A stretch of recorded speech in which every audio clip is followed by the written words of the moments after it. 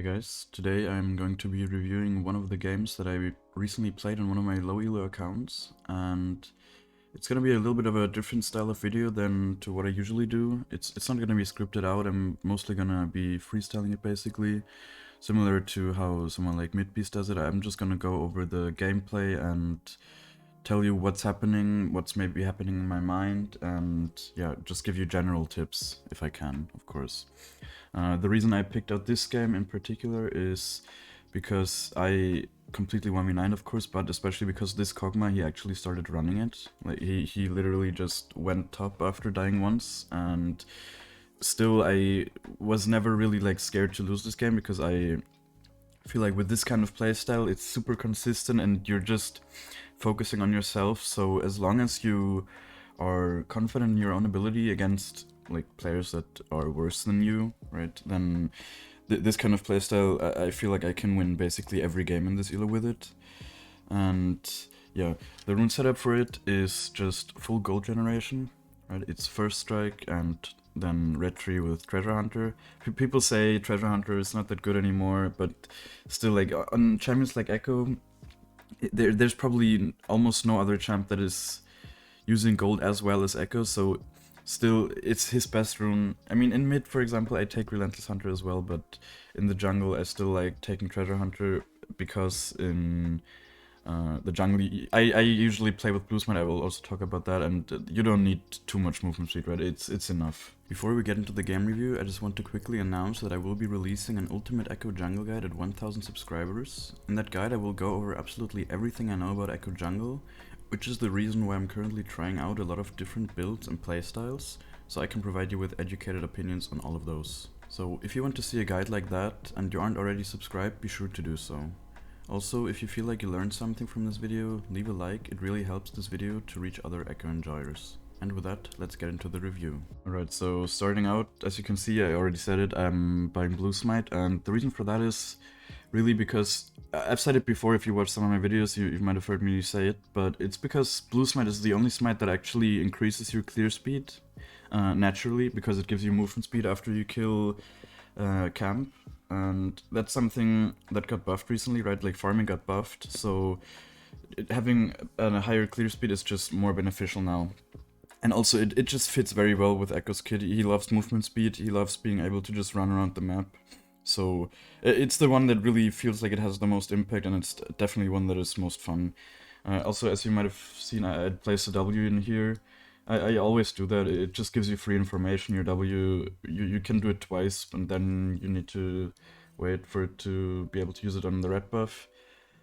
As you can see, it's like a really low elo game, so stupid stuff is happening. The enemies are just 5-man invading. Basically, we're going to fist fight here in a second.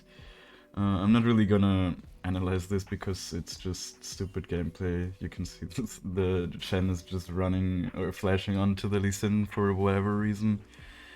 And yeah, the only tip I guess I can give you is to not overcommit into these kind of plays. I don't know, people always... They always just go into melee range into 5 champs for some reason. So yeah, it just doesn't make a lot of sense. As you can see, the Lee Sin failed his smite, so that's pretty good for us, or for me. If I didn't get level 2 here, it would probably have been a much rougher start, but I guess I just stayed cool and went back in there to get the red buff, and overall it turned out okay for us, I guess. It didn't turn out super good because the Draven also got 2 kills. But yeah, as you can see here, I don't go base or whatever because, as you can see, I don't have any gold. So what would I do in base? And also, you regenerate quite a lot from these camps. And thankfully I got level 2, so I'm actually able to clear these camps with my Q. And yeah, so what I'm doing here is, it's obviously a very weird pathing. Don't really copy that or anything. It just happened because of the circumstance of the game. Obviously, being able to adapt quickly in these kind of situations is definitely a skill, but one thing I'm gonna say here is there's a more advanced path thing you can do. I don't think you should do it if you're in low elo because it basically forces you to gank, but I'm still gonna just highlight it. You can start with Q and then clear the raptors, red, Crocs, and then go for a top gank or invade. and it's one of those path things. In higher elos, you might want to do this kind of stuff because people they're used to the normal gank timing, so you need to kind of think outside of the box, or just be a bit more random with your actions, I guess. Because yeah, you know, if especially if you play against the same kind of people, oftentimes then they just know how you play. You need to do different stuff. But in low elo, just stick to the normal pathing. As you can see, I even got a free kill on top here. Just gonna quickly highlight also what happened on bot, why the Kog'Maw started running it. Yeah, he got hit by the Q. That's why he started running it. I feel like I see this kind of stuff happening so much in low elo games. He just starts spam pinging the Lulu. For what, you know? For what does he start spam pinging her? He just got hit by a Q. That's his fault, 100% his fault, and now he goes top. So, what a loser. Yeah. Just to quickly go back here, I guess. So you know how to handle this kind of stuff. It's obviously not super difficult here. As you can see, I'm just placing a W behind him on max range. Yeah, like, I feel like I don't go over this kind of basic stuff often enough because it's like second nature to me, but to a lot of low elo players it might not be.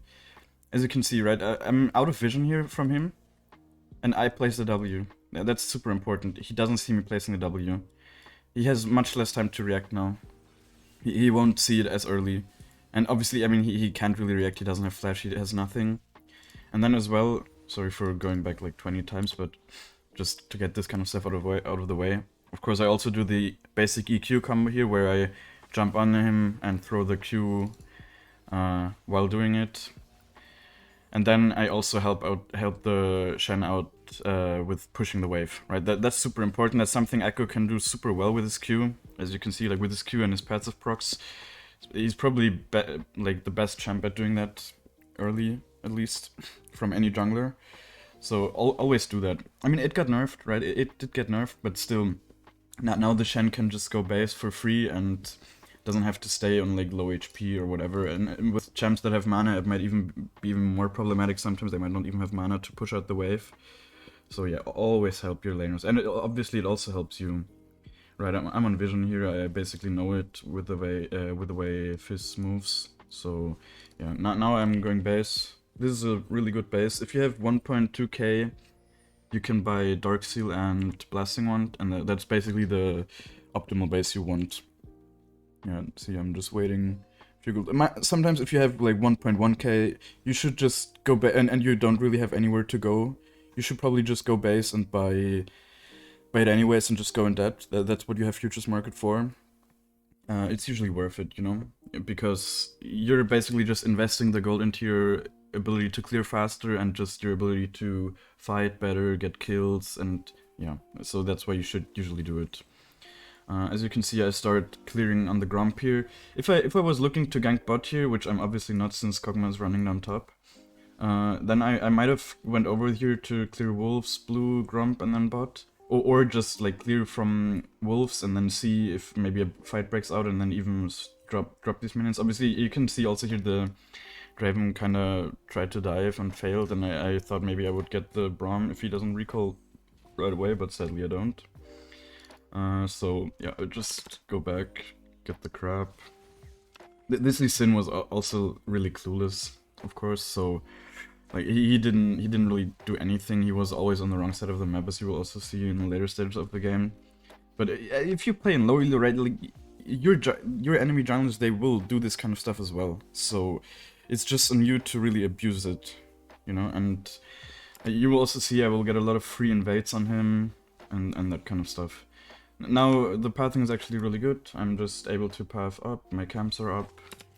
So yeah, this is nice. I'm starting to build up a real CS lead here.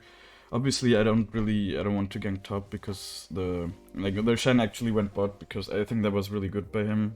Because otherwise, we probably would have lost this game if they keep sharing SP and the Lulu is on bot alone. Obviously, I don't really have any gold to buy something, so I'm just running straight bot. As you can see, they're also quite low. This is a small little tip as well. With these plants, if you just look at it, and if they have this warded, this brush, they have vision until like here. So if you come running in from the river, they will already see you for like 2 seconds, even 3 seconds in the early game maybe. But if you take this plant, you get boosted up until here. So the time to react is, even if it's warded, you might still be able to get off a successful gank. So like if you're a laner, never cleared this plant for your jungler, it's super valuable, really. Like see how far I'm just in their face already now. If I had to walk from here, they can run away much faster. Obviously we both flash onto the Draven here, we get him, it's pretty good. I mean, I don't get the kill, but I'm not gonna flame or anything for that. Obviously we both flashed. That's good. Of course the kills are worth more on me, or the gold is worth more on me than it is on Shen. It's just how it is. Shen is a very low economy champion, he doesn't really need much. That's also why I'm taking the wave here, or like taking the cannon. As you can see, the Shen will question mark ping me. But I just give him a thumbs up because I know the gold will be worth more on me. And then yeah, obviously my Grump is up. It's a bit awkward for the timing, but I used to overvalue this so much. As you can see, also the Lee Sin is top here, I see it, and then I also saw the red buff coming up, so yeah, I'm just gonna take it. With Ekko, you don't even, like, he is not the strongest early champ, but you don't need to be scared to invade early. You really don't. He's very good at escaping, and he's very good at, especially at keeping like melee range at champs, melee champs at range. So yeah, and also here you can see, like, especially invading got buffed again, right? So just do it. It's really how you get ahead of the enemy jungler. It sounds kind of cringe to say, but League of Legends, it is a numbers game, you know? You just want to take away as much gold as possible from the enemies by either, like, killing them and taking them off the map, or just invading them, for example, or zoning them away from farm. Also, you can see, obviously, I'm catching the wave here. Small little details, but it's gonna make the difference, right? If you want to funnel everything into yourself, you can see I'm highest farm in the game. Not by a lot already, but still. As you can see, I'm also not clearing the camps here, because I have a really good base, and what I'm going for here is Nashers. And let me explain, because I used to be a big hater on Nashers. I remember writing on Reddit, like, when people said, let's go Nashers first, I was like writing hate comments basically saying, never go Nashers first. But I've realized, like, in games like these, look at their champs, they're basically 5 melee champs. I mean, Draven is obviously ranged, but Draven doesn't really... He wants to be close to you anyways, so I just simply don't need the rocket belt to stay on them, and the Nashers is gonna give me more movement speed. And what I've noticed after playing some games with Nashers is that it really helps you snowball so much harder because you're so strong, right? You will see in this game, I think I complete the rocket belt at like 13 minutes or something, so I just completely snowball from this point onwards. Obviously, like, this Lee Sin is a bit sus, I guess, the way he's playing. I kinda held my Q there, and maybe I could have saved the Annie, but I just didn't want to miss it in that situation. Also, I'm shoving in the wave here, of course. I'm even taking platings. As I said, I'm just funneling all the gold into me because I know I will just carry this game, even with this Kog'Maw. And then, of course, we killed the Lee Sin. I think I'm... Yeah, well, no, I'm not gonna take the Drake yet, but in a second here, as you can see in the timeline. Also, look at the timeline. I mean, okay, I got like 2 assists in these, but I wasn't super active in this time period, and that's just because in games where you have someone that's kind of trolling you, you just might need to slow it down because you're basically playing 4v5, right? So just don't go looking for too many plays if you have farm to take.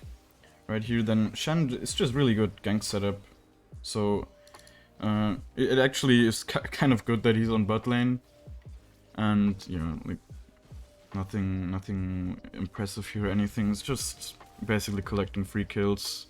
And at this point, I really knew like this game was just won. Doesn't matter if the Kog'Maw's... He could have started running it down and we probably still would have won the game. Like actually running it down. Of course, he only swapped lanes basically. At this point, he even killed the set, I think, and got a shot down. So he kind of kept playing the game, even though he was just being annoying, of course. Then as you can see... Yeah, see, I'm already at 2.5k gold now. I just came out of base 2 minutes ago. So, yeah, I'm very close to completing my rocket build already. I think, yeah, bot lane is fighting, so that's where I'm going. Yeah, Lee Sin is diving. I'm just gonna collect him, and then I basically have my gold for the rocket belt. Look at this damage. It just, and the attack speed, it just feels so good. I don't know. You can really just auto attack enemies down. Also, I'm just like this kind of confidence is really what you need to have. I sometimes see, for example, in one of my recent coachings, I saw the guy. He was super fat, but he just didn't really play like it. You know, if you have these kind of stats, you don't show the enemies any respect. Really, like just run at them. If you see them on their screen, if they're on your screen, just engage on them. You proc your passive, you chunk them down, and they won't even be able to trade back. They really won't be, unless you fuck something up. The set actually died again to the Kog'Maw, so yeah. At this point, what I'm really looking to do is just, I mean, I just keep clearing my waves and now, or like my jungle, and now I just go into the enemy jungle. I know that I'm gonna kill anyone that's here. I don't know, the Braum was kind of AFK. Lee Sin's just walking into me. I don't know if he's not looking at his screen or what, but you know, obviously I just go on him right away. Then the Fizz also thinks he can engage into us.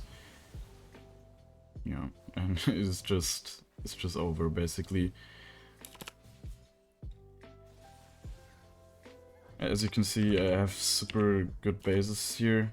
Right, I think on every base in this game, except for the first one, I had the full item completion. And it will actually stay that way. On my next base I will have a Rabadance. I can already spoil that to you.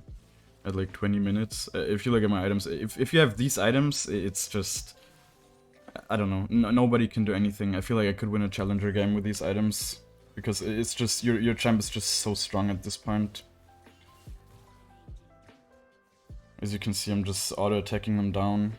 And it's really, yeah, the Nashus also, it helps you, of course, with clearing faster.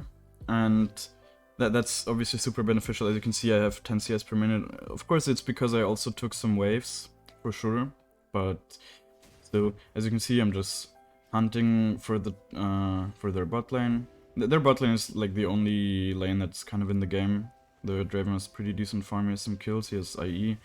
But still, I'm not really respecting them. I'm kind of respecting them with that ult, of course, because I would have gotten stunned in their face and might have maybe died to a lucky crit or two. But yeah, of course, that's also a thing, right? If you are this ahead, you shouldn't take too many risks. You should only take risks, kind of, if you feel like you need to take them in order to win the game. But in this game, it's pretty much in our control, so there's no reason. I didn't decide to take the bot wave here because I want to, well, just pressure the enemies, and also Drake's coming up, so I just didn't feel like I wanted to show on bot, and maybe try to get a pick in the enemy jungle. You know, the enemies think they can fight us here, but we're actually really good at just holding them off, basically. You will also see that in the next Drake fight. We really just, with Lulu, Kog'Maw, and also we're just very good at, and also like Ekko is so good at zoning, people don't realize, but just with his Q alone, like his W, of course, very obvious zoning tool, very good at that, but even just throwing out your Q every 5 seconds, and it just makes a path where people can't really walk, right? And if they do decide to walk there, then you might be able to chunk them down. Here, another small thing, but low elo pairs I often don't do it. Just take the farm. What are they gonna do? I know that they're here, right? I know that the Fizz is here, but look what he does to me. Nothing. I don't care. I really don't really care that he's in my face, right? And now I'm just going through the whole jungle, see if there's anything to invade. Because imagine you're the Lee Sin in this scenario. How pissed off are you? There's no way you can get back into the game. You can't farm your lanes. You obviously can't go into my jungle as the Lee Sin, so yeah, he's just 2 levels down already, and I think I even go up to level 17 when he's level 12, so this is what you really need to do. If you get into the situation where you are ahead, then I think here, I want to get to 2.5k to get the 2 needlessly large rods, but my team starts fighting in mid, so I just decide to go there. I think maybe it would have even been the right call to take the Herald here, but if you see your team fighting like this, then, especially in low elos, it's usually a good idea to just force the numbers advantage, because that's gonna give you the highest chance of just winning the fight, to be honest. And of course, a lot of the calls that your teammates might go for, they are wrong oftentimes, or like objectively wrong. But it's still, it just is gonna give you a higher percentage of being able to win if you just commit to these plays and maybe mechanically outplay your enemies. Right here, for example, here you can see I don't overcommit. I know the Draven can kill me if I get hit there and they chunk me down, and if I die here, then the game's gonna be unnecessarily difficult. There's no reason. There's just no reason to go for these kind of plays. It's not gonna give me anything big, and as you can see my gold, I have enough for Rabadons with all my camps cleared. So that's just what I'm going for. And if you have these kind of items, right, 3 items plus fully stacked Magi's, I don't even have my boots upgraded because my bases have been so good. Plus the Rabadons, then look, like, if you lose the game, then you really must have fucked something up. Also, here the Kog'Maw, as you can see. Oh no, he flashed. Yeah, at this point, I actually wrote to him, like, look, I don't give a fuck if you troll, you don't really matter in-game, of course. So, yeah, he just did what he's doing best and just started becoming a ward, basically. And like, there was not a single bit of, like, me getting mad or me being, like, scared to lose this game, because obviously I just look at the farm difference in jungle. I'm 4 levels up on Lee Sin, I have like double his farm. I'm even gonna catch another huge wave on top here. This one thing low elo players really do super bad is just catching waves on side lane. They often share XP, so if you have some awareness in your low elo games, even as a jungler, you can often just get the farm for free. As you can see here, they're recalling on a ward, and look, like, just punish that kind of stuff. Look at I 2-tapped the Braum, I think. I need to see that again. I 2-tapped a full HP Braum with just like a passive proc and another auto attack. Yeah. And of course, you just go for these kind of plays, right? I know you might not find yourself in these situations if you're playing in your main elo, but you might find yourself in situations that could lead up to this, you know? And that's why I'm showing you this kind of gameplay. So you can really see how you can just snowball these kind of leads sometimes. Of course, this game was a bit weird, I would say, especially with the starting, how they invaded us here, and then I was able to gank top. In a usual game, I would probably have passed bot and maybe not gotten anything early kills-wise, but then you just need to farm, right? And if you farm while your enemy, while your like jungle opponent is not farming well, or he's just doing stupid stuff, maybe ganking, failing with it, even if he succeeds with the ganking, if you just farm well, you will get ahead. I promise you, like, you will get ahead in probably 19 out of 20 games, right? And in some games, maybe your enemy jungler also has a little bit of a brain, but in low elo, it's usually just not the case. Yeah, here the next Drake fight's basically breaking out. I just go looking for these kind of W's. Also, one small detail here. The way from where I place it, of course, I place it out of this brush, so they can't see it. It has this range, of course, you just need to be aware of this. As you can see, I get stunned up here. I don't want to get chain CC'd. I think it's the right call to hold out here. I'm still a bit healthy, but if the Lee Sin... Okay, he doesn't have kick, but I don't know that.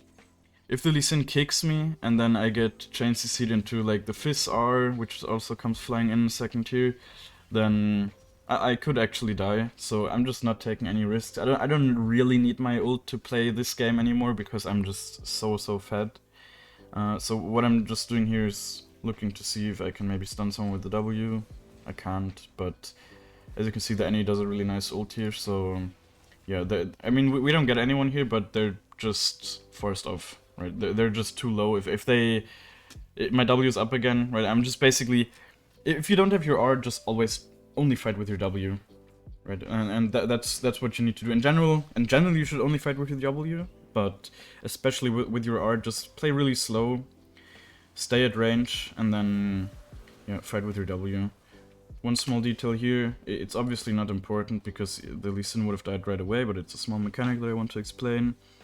That's probably a mechanic most people know, but with the E, it's like an auto attack reset. right? And it just makes it look a bit smoother here. The way I wish I could go back less than 15 seconds. Yeah, I'm gonna slow it down, just so you see. I just auto attack and then instantly E and auto attack again. Of course, I have quite high attack speed, so it doesn't make a huge difference, but especially if you don't have high attack speed, then this kind of stuff, it might make a difference, right? In scenarios where he maybe flashes away or whatever. Just getting that auto attack out faster. Yeah. Then here, the enemies know I'm here, so they obviously they try to do something, but yeah. This Draven is obviously not allowed to stay here. I don't know, they ping the Fizz R, but it wouldn't have made a difference, my R is up, so yeah. At this point... I mean, at this point, we can obviously just end. As you can see, one thing also with my level lead, look, like, I'm just so tanky. Of course, I know I got the Lulu next to me, but see, I'm just running into 5 of them and I don't even drop below half HP, really, because I'm just that far ahead in levels. And that's one small thing that really stuck to me. I once read, like, a loading screen tip, I think. I haven't seen it since, but I'm pretty sure it was a loading screen tip. Maybe it was in a video or something.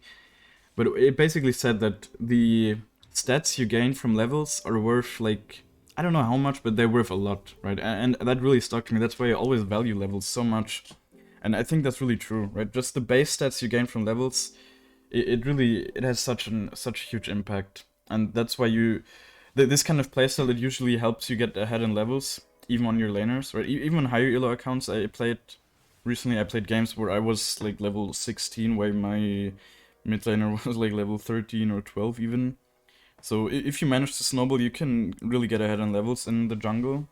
And that obviously, it just helps you, especially on champs like Ekko, where I personally, I don't like building defensive items.